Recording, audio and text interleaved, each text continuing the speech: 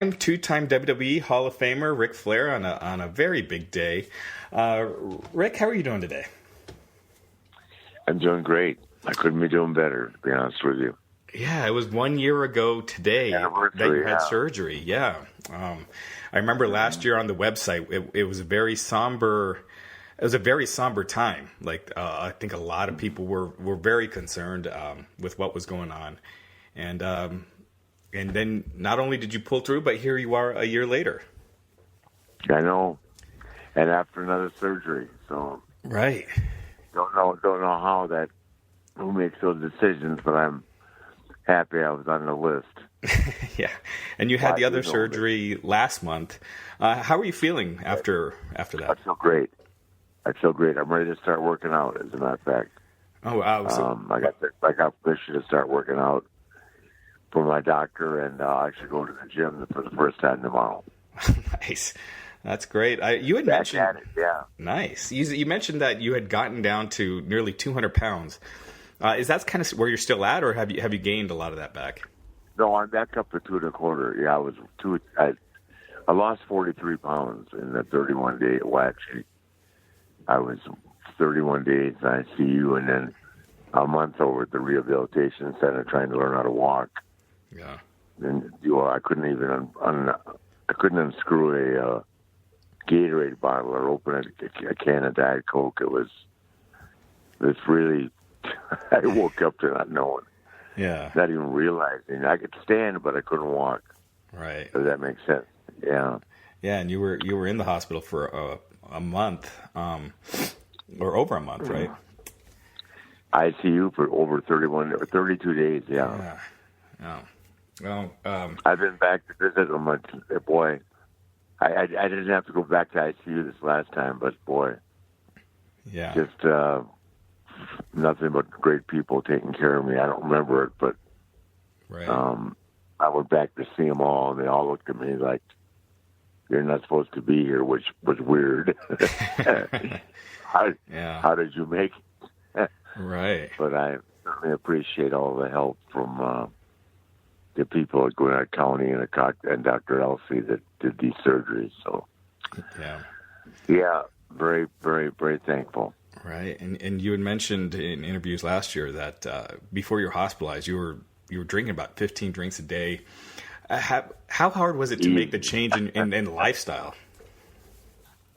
Not at all. I only had to go through that one time and have the doctor, after I got out, tell me that that wouldn't work. I don't, I'm not, I'm not the smartest guy in the world, but I know if they're blaming that on alcohol, that I don't need to have alcohol again. Yeah. He's actually told me that I could drink now, like weddings or something, you know what I mean? Like a champagne or a beer or something, but because my blood work and everything is, it's like nothing ever happened. Yeah. But I'm not gonna push that bell. It's not that I think that if I have one, I'll have two. I don't need it. Yeah. I don't miss it. I went through whatever I went through, which I guess was rough. I guess the DDTs or whatever they call them, DTs were. Right. Yeah. People thought that I'd lost my mind, so. Yeah. You had mentioned. Years. Yeah, I remember hearing you talk about some of the crazy dreams you were having while you were in the hospital, and one that was yeah. Yeah, and one was that you were at SummerSlam, even though it hadn't come yet. Yeah, I know. Well, I was supposed to be that week, and all of a sudden, I dreamt that I went through with everything, and then I wake up to find out Shawn Michaels took my place, and I dreamt that my daughter got married. I didn't. I don't know what this means at the time, but I didn't have any bad dreams. Huh. Does that make sense? I dreamt about wrestling, and I didn't, I didn't dwell. My dreams weren't dwelling on things that I'd done wrong. Right. Which there have been a number of. Does that make sense? Yeah. I just, my mom and dad, I dreamt about them and some of their friends, but aside from that, I just, I didn't have I wasn't like, I wasn't laying there. I was in a good place in the dreams, if that makes sense to you. Yeah. That's probably confused. Well, what was funny is I actually thought it happened. So when finally my thought process came back, which a lot of people don't realize, is I didn't really think. I don't think I really had my whole memory back until October. Oh wow! Because I would ask Wendy questions or say things. She said, "Where'd you get that from?" And I'd say, "Well, didn't that happen?" And I mean, that's how far out there I was. Yeah. Wow. Yeah, I remember reading a book about near-death experiences, and you hear things like that where people are having not nightmares, but like these positive dreams. I don't know if it's the same kind of thing or what, but like that is very interesting. Yeah, it just, you wonder. But they did 21 brain scans on me because it wasn't working. Finally, the guy said to Wendy, he said, "Is he a little strange when he's normal?" And she said, "You think?" Not really those words, but right. Yeah, you're probably never going to get exactly what you want out of that machine. Well, it's amazing. I know people use the word miracle a lot, but it definitely sounded as close to a miracle. Yeah. The second operation, it didn't, it took 8 days to kick in. I almost gave up. I thought, because it's not 100% chance that it's going to work, and then it's a high risk, and it's a high risk operation for infection and stuff like that. I mean, and then if it doesn't work, you have to go back and open you up again and reattach. So, the doctor just kept coming in and he hit me in the stomach, hurt, the work to the point where it hurt, push on me, and see if I was sore. But the 8th day it started to work, and I just said, God, this is, and everything's working great. Yeah. I knock on wood every day and say my prayers, and the difference now is I've always been, where I say my prayers and stuff. My parents raised me, and you're not, to say my prayers my whole life. The problem is I just would say them and ask for forgiveness and basically turn around and do the same thing the same day. Does that make sense? So yeah. Yeah, it's a strange thought process, but it's not that I'm not conscious. I lived like I could do anything I wanted to do, and there was no responsibilities, or no consequences. So, and in many ways that's all changed. Yeah. In many ways, that lifestyle, it almost feels like your character is still as relevant today as ever it was. It's still cool to like Ric Flair. Mm-hmm. It's not like a lot of other characters, which they were for their time. It's still you're still a big deal in pop culture, and you see Ric Flair drip and I know. Never. I just talked to Snoop Dogg on Saturday. Yeah.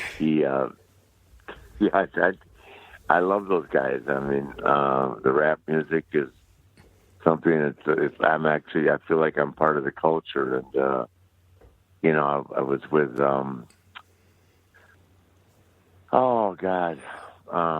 just a bunch of the guys at the soccer match, Waka Flocka and right. Chris, Ludacris and Mike, Big Mike, and trying to think, Lil Wayne was there, and I was just, it's like we're all brothers. Yeah. And of course, Offset. I mean, he's like my son. I've gotten so close to him, and Cardi B is a fabulous person, and just a ton of talent herself. So they've got some stuff going on right now, but they'll work it out. Yeah, and absolutely. And then even with NFL games, and your name being used in the huddle, and all these things, it's pretty amazing. Yeah, it is. Thank God. Now, Now, you said you're getting ready to go to start lifting weights and everything again. Are you able to start attending the shows and things like that, or are you going to wait a little bit for that? I'm going to SmackDown today. Oh, you are? I'm gonna go up and see my daughter today. Yeah, see Vince. Just one of those days when I want to hug everybody that was there for me. I mean, Vince was. It's amazing. With his schedule, was FaceTiming when I was in the rehab center, learning how to walk and calling me every day and checking on me. And, yeah. Hunter and Stephanie and, of course, my kids. Ashley missed SummerSlam to be with me last year, so she's, back in it. And it's hard to get her to take time off, man. It's funny. One of my close friends. Hell. Right.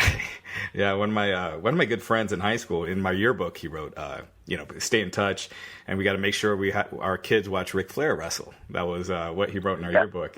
And both of us, we were on Facebook, and last year when everything was going on, I was like, so your kids have watched Ric Flair's matches, right? And he was like, yeah. And I was like, yeah, mine too. And now they're big fans of Charlotte Flair. And but I have two young daughters. They love Charlotte. And here she is this Sunday, in the title picture. Yeah. What kind of and with Evolution announced, what would you like to see her doing at that Evolution pay-per-view? I haven't given that much thought. I've just I focus kind of like one event at a time. Gotcha. I don't know it's not what I'd like her to be doing. It's what I really believe that with the girls. You've got to earn your place, and they've made it that special, which makes it a little bit different than with the guys because it's like who would ever think? I call Sasha Banks, I call her Steamboat. Watching her and Ashley reminds me of me and Steamboat. Yeah. The chemistry between the two of them. I don't know. Did you ever think you'd see the girls in a Hell in a Cell match? Did you ever think some of the matches they had were as good as they were the best matches on the card? And then last year when Ashley wrestled Asuka at WrestleMania, right, arguably the best match on the card. And when the girls were in Dallas, Becky, Sasha, Ashley, and I was just one of the thrills of my life to be ringside. I mean, arguably that was as good a match as there was in Dallas. So, and now with Ronda here, the bar has been raised. God, Ronda has done a fabulous job. I mean, there are three people that in my lifetime that I've seen come along that caught on to this business faster than anybody are Kurt Angle, my daughter, and Ronda. Yeah. Yes. Yeah, I mean, Brock did, of course, too. But Brock is a world-class athlete and once in a lifetime. But basically, I think Charlotte and or Ashley and Kurt and Ronda. It's hard to go from full speed, which UFC is, down to what we do. It's not the same by any means. Right. There's some fundamental things that apply to both, but then Ashley, who barely even watched wrestling, she came to events that I was in, but she didn't watch wrestling. Right. And all of a sudden, in 2012, John Laurinaitis said, "Why aren't you wrestling?" And in July of that year, she wasn't in Tampa at I guess it was before the NXT was Florida Championship Wrestling, FC Network. Yeah. And there she was. So it was just amazing. But she caught on to it. I mean, no training whatsoever, no preparation. And look at her now. Right. So, and the thing that's funny is she's never happy. She's so damn hard on herself. I just talk to her constantly about just, she hasn't changed since she was 5 years old. There's no second place. God, are you kidding me? If she lost the volleyball game, you couldn't talk to her for a week. I feel like you see that in her performances too. Like she always seems like she's out there, always, trying to steal the show. exactly. I mean, that's what, I keep telling her, nobody remembers who wins or loses. They remember the body. They remember the big moves, so regardless of the outcome, get your shit in. Right. I was going to text you last night after watching Raw. You may have to put that inverted twist she did like at WrestleMania in Orlando. Yeah. That moonsault with the twist. Yeah, that was awesome. Yeah, and it's as tall as she is and as big as she is. I mean, not big, but right. She's just built like a brick shit house. To be able to do all that and all that stuff from gymnastics and cheerleading, come back, and I'm just so glad. As I hate the cheerleading schedule that she went through after she got too tall to compete in gymnastics. The guy drove me crazy. But they practiced and tumbled 5 hours a day, 6 days a week. Wow. Yeah. And that was just tumbling. Then the choreography came in. Mm-hmm. But her team won 4 national titles. And so, wow. What can I say? She loved it. But the tumbling and all her gymnastics, she was a level 9 gymnast. It's all come back there, and she's been able to apply it and use it, at 5'10" and a half or 5'11", and that which separates her from the other girls.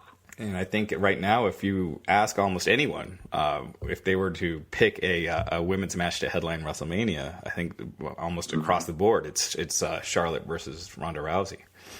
Yeah, God, I hope.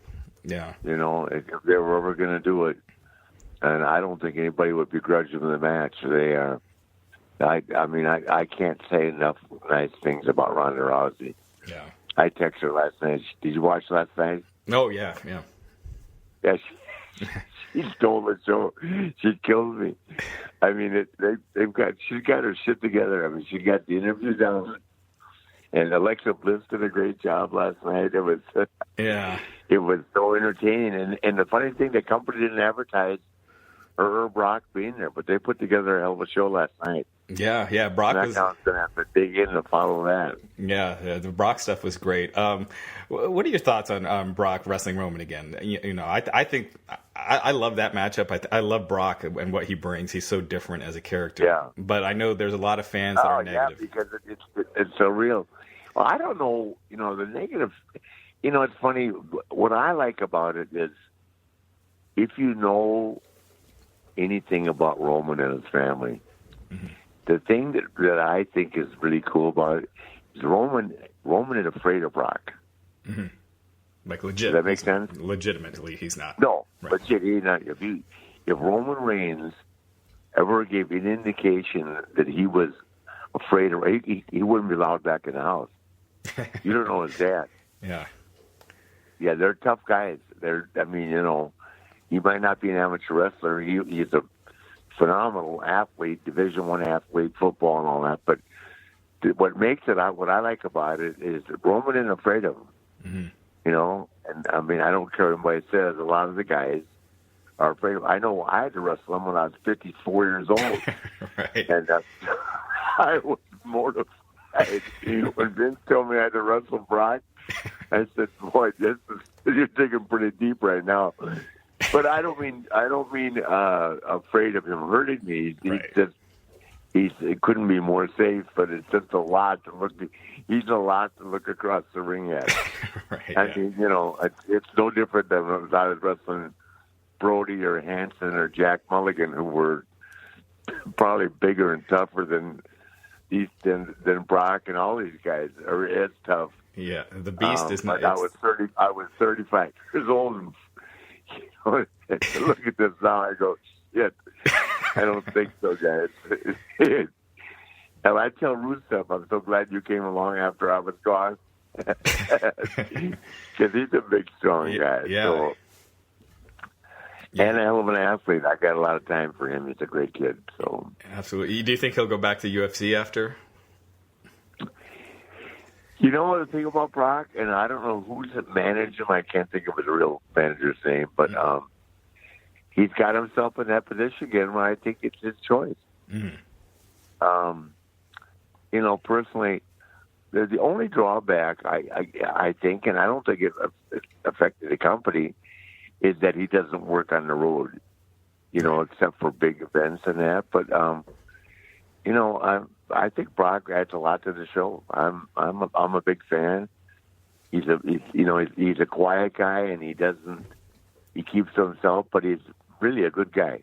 Yeah. And I think the world of him. He's he goes out of his way. He's very polite, and but it's you're watching that and you're going, this is like 1975 where you don't know. Right.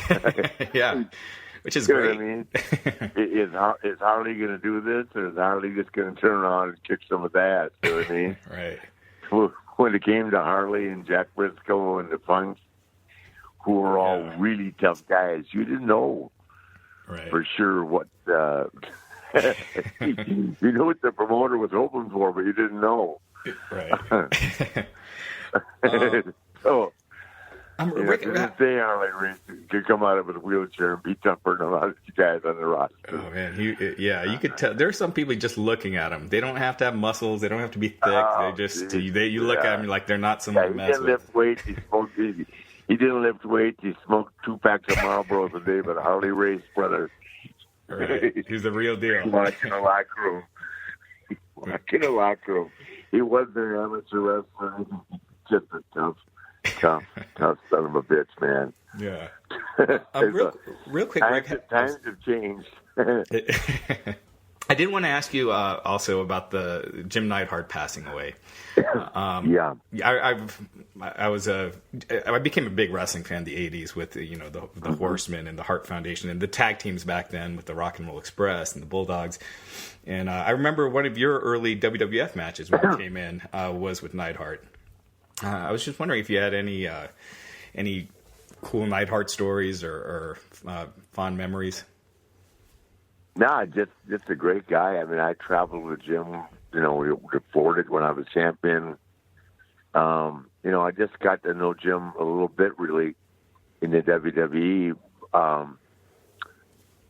because we were there at different time frames. But just he legitimately was a world class athlete. Mm-hmm. I mean, he threw the shot put at UCLA, I think, close to 70 feet. Played for the Raiders. Was a 500-pound bench presser every day of the week.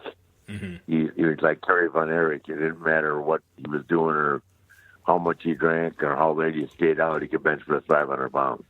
Yeah, he was that legitimate. And I don't think you got a true picture of his athleticism in wrestling because he didn't have to use it. Does that make sense? Right. Yeah. But you talk about another tough guy. Nobody said shit to Jim Neidhart. Yeah. Trust me. Yeah. There was one.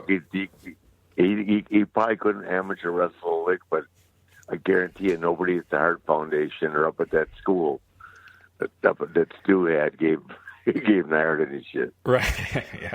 Yeah. I'm sure about that. It kind of came out of nowhere, so it's a weird thing. Yeah. Around that, I don't know if you remember this, but this is getting a little detailed. But around that time, that was when you were in WWF. You had won the WWF Championship from Randy Savage, and it seemed kind of like you were in a feud with the Ultimate Warrior. And then out of nowhere, Bret Hart won the title, and the match was not shown on television. That's because the Warrior. We were in Phoenix, Arizona, and the Warrior let him suplex me, which was. He just wasn't nothing. Just said personally, that isn't what he did. But I thought, what the hell? And he dropped me on my head, and I had that inner ear problem. Yeah, I couldn't get up. I remember Barkley was there on the front row. He came to see me wrestle, and when I rolled out to the floor, I said to Roy Hebner, "Man, I can't get up." And I got this thing that I had it for almost a year. Jeez. Where I can't think of the name of it, but it's an inner thing where when I would take a bump, my equilibrium would leave me for like as long as 20 seconds. Jeez. So the company was aware of it, and they just called me and said, "You're going to go to Calgary." I mean, it was the worst match for Brett because I couldn't do anything. I mean, I could go through the motions, but it's like half speed. I'm glad they don't play it because I couldn't do anything. But back then you didn't give an explanation for it. It was a different time. It's not like he's got an inner ear infection, not inner infection, but an equilibrium problem. But gotcha. Yeah, as a matter of fact, I was going to collect my Lloyd's of London, $750,000. And my dad, being a doctor, had taken me to Mayo, taken me to Duke, and all that. And I'm going to collect the check the next day, and I woke up and it was gone. And I called my dad. I said, "Dad, what the hell?" And I said, "I'm going to get it anyway." He said, "No, you're not, karma." I tell that story. He said, "No, you're not." So after all that and paying all those, when you buy that Lloyd's of London policy, you can either deduct the premium right, and pay taxes on it, or you can eat the premium, and then when you collect the money, you don't have to pay taxes on it. So it was just cash. Right. Because I was paying like $35,000 a year for it. Mm-hmm. And I'll be damned. Everybody else collected but me. Yeah, I was going to say that Rick Rude and Kurt Hennig, they all had that, right? The Boss Man, the Road Warriors, he got it. Not Nature Boy, just because my dad said bad karma. The hell. Dad, get over it. Right. I'll give you half the money. Yeah. It's funny.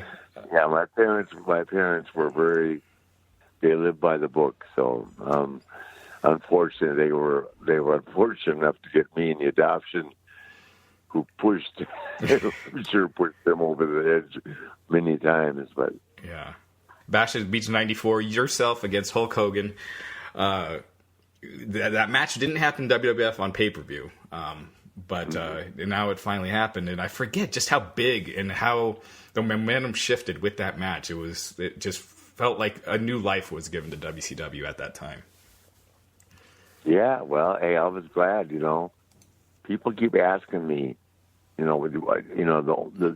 rub was me and Bischoff. It wasn't me and Hogan. Right. I mean, at the end of the day, Hogan was the second person to come see me in the hospital. I don't know. But he got on a Learjet and flew up here. I mean, we've always been friends. Mm-hmm. It's the way. It's the way. Yes, yeah, he had creative control, but to my at the time, sometimes I wasn't happy. Don't misunderstand me. At the time, I wasn't thrilled with a lot of stuff, but I loved to work with him because it put me in the spotlight. Yeah, and that's all I needed. Give me one match with him a month, and they'll never forget me. Does that make sense? Yeah, absolutely. Yeah, I didn't have to be. So every time they fired me or sent me home or whatever, I got the call within a couple weeks. Yeah, come back. So, but and you talk about easy to work with. I didn't do anything. You know what I mean? Guy was over like nobody. Yeah, absolutely. Yeah. And he was recently reinstated into the Hall of Fame. A lot of people supportive of that. There's some people that didn't like the way his apology was phrased, but I'm taking it you're happy to see him back in. Oh, I'm very happy to see him back in. I mean, I don't pretend to understand to know any of that. I've heard so many different sides of the story and all that, but I think anybody that portrays him as any less than a good person that has done an excellent job. I mean, he's been through a lot. If you think about it, right. His wife was just terrible in the divorce, and then the accident with his son, and then this. I mean, he's gone through a lot, and he's persevered. And the thing that is great about Hulk is that he's still the most expensive guy to get out there to sign autographs. You want Hogan, it costs you a lot of money. Right. That's what it is. I mean, he's still Hulk Hogan. Mm-hmm. They can do anything they want, but if you want Hulk Hogan, you got to have a big wallet. That's the way it is. So I'm glad that he, people like Gawker and that I won't get into the other people, but he did something that hopefully enables a lot of people going forward to have privacy. Mm-hmm. I mean, Jesus Christ, we're all sitting here wondering if we got a CIA camera in the house. Yeah. Yeah, they. You never know, right? You never know. Yeah. Hey, the good thing they never put a camera in my room. Right. We need to be a national hero.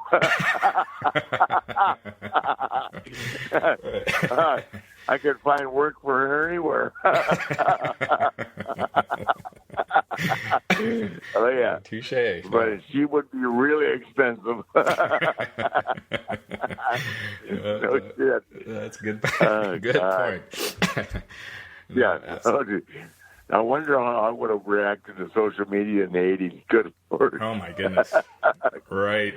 Yeah, wearing my robe up and down the aisles of the airplane, serving drinks probably wouldn't have been. That might have made the cover of a few. I probably would have been the cover of Time. Right, good thing it came along later. Yeah, thank you. No, it is dangerous, right? I mean, it is crazy how a leaked photo or something now is just out there and you can never take it back, and things like that. God. It's definitely dangerous and stuff right now with social media at times. For all the good that there is a lot of bad. Yeah, well, it's just the funny thing of it is, if you have any kind of notoriety, you just can't do anything. Right. I mean, you're, and it's funny. It's just, yeah, I'm almost, I don't have the words sometimes to put into my thoughts, but I don't understand why everybody wants to know what everybody's doing. Mm-hmm. I mean, I never lived a day like that, wondering what somebody else was doing. Right. You know what I mean? I was so wrapped up in wrestling and myself and the Four Horsemen or whatever I was doing. I didn't have time to worry what someone else was doing, right. 500 miles away. Does that make sense? Absolutely. Growing up a wrestling fan in the 80s.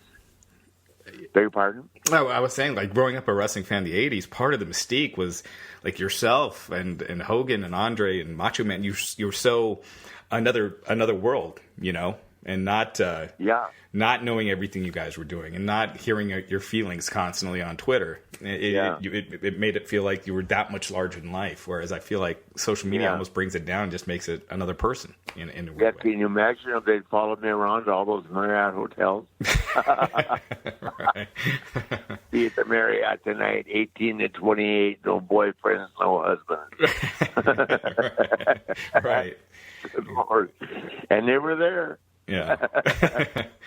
So now here you are, 1 year after surgery. What are some of your goals, for the next 10 years?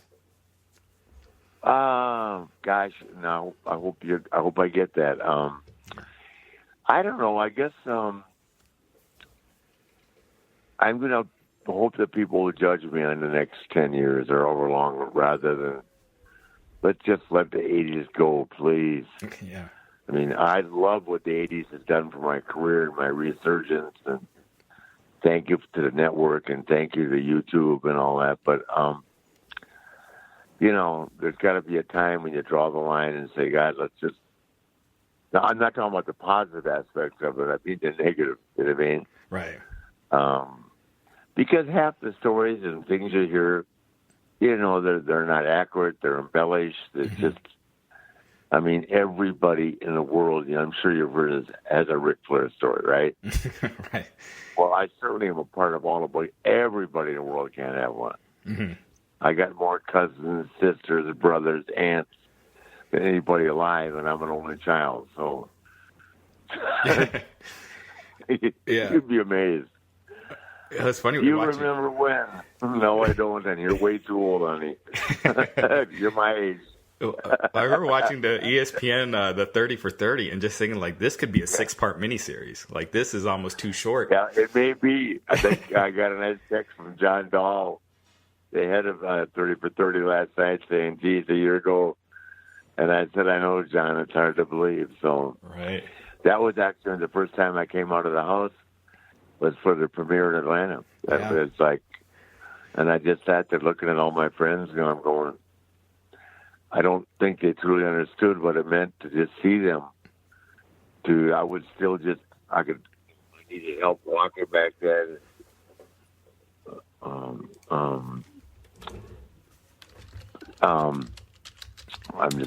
sorry, I just got a text from Conrad. No. Sorry. No, I was just thinking, Wendy and I got in the car and I had the stoma, and which was incredibly high maintenance. I would have rather had that than the other. But that thing, Wendy became a nurse. Yeah. She literally, we had someone here full time, and she just said it wasn't working out. So she went over to the hospital and then worked with the stoma nurse. So it's a specialty. Mm-hmm. And Wendy became a nurse. So on top of raising 4 kids, she's down here taking care of me because I couldn't do anything. Yeah. I literally couldn't do anything. I couldn't feed myself. I could, but to get up and down, and her kids, brought food, and here we were. Thank God for Uber. Right. Yeah. So, but it was that way until actually the second operation. I got around and did events and that, but if I did an event like the Comic-Con, I had to request a table near a restroom because that thing just never stopped. Right. It's not. It lets you know it's experience. It was just a very difficult time. So. Yeah. Well, it's amazing. I would have rather had that than the other. So there you go. Yeah, and it is a miracle. Here we are a year later, and you just reached an endorsement deal with TickPick. How is it working with them? Oh, great! I couldn't be more thrilled. I hope it's working as well for them as it is for me. Those type of things, make you different, and it, being recognized by a national company and being utilized in that capacity separates you from a lot of people that would like to have that opportunity. So thankful, and I was telling them I need a suntan. So finally, the next one I make for them, I've got some sun. We got laid in the sun last week and worked in Tampa. And Wendy and I are going down to the beach next week again. Oh, nice. So I'll be tan. And just, looking forward to everything. There's endless opportunities. Age is not a criteria or a problem with success. I'm got a lot of deals on the table and new representation, and just I'm beaming. So I'm so happy. Absolutely. Well, it really is a miracle, and it was a huge sigh of relief, when everything when you came through, and we're all so glad to see it. So I really appreciate you taking the time this morning to speak with me. Oh, no problem. I appreciate you taking the time. I feel privileged that you took time to talk to me. So, well, thank you. We're on the same page, man. Raj, okay? All right, sounds good. Thanks. I'm going to go ahead and stop the recording real quick. I'm going to encourage Ashley to do a triple something. Absolutely. Well, all right. All right.